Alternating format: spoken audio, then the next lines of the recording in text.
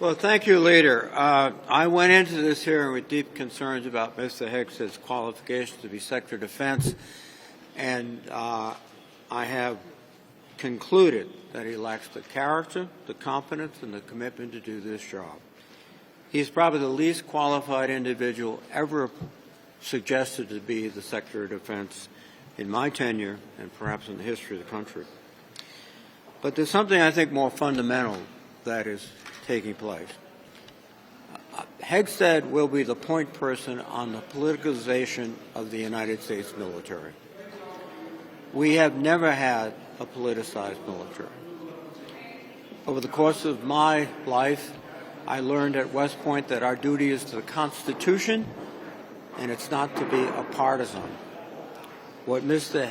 Hegseth wants to do is insert partisanship into the military of the United States so it becomes a political vehicle.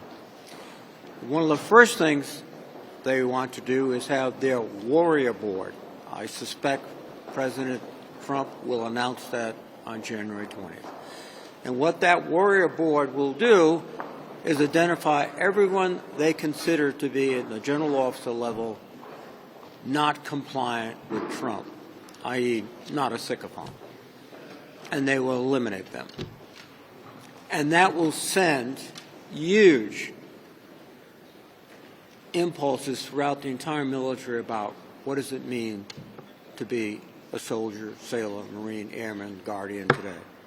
It will also give people pause about how they behave. Should they give their best professional opinion, or should they keep quiet because it might offend the President or the Secretary of Defense, and they would be subject to a warrior board?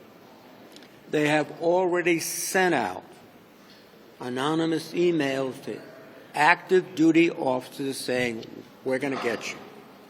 We're going to get you. That is completely contrary to any of the traditions of the military of the United States. So we are in a very difficult position. And it's further complicated by the fact that there is an ongoing campaign of intimidation against people who would come forward and testify, and also, I believe, my colleagues. There are advertisements in their states now that they must vote for Hegseth, and there is clear sort of signals that if you don't play ball, you're going to have millions and millions of dollars directed against you, as well as social media directed against you to make your life miserable.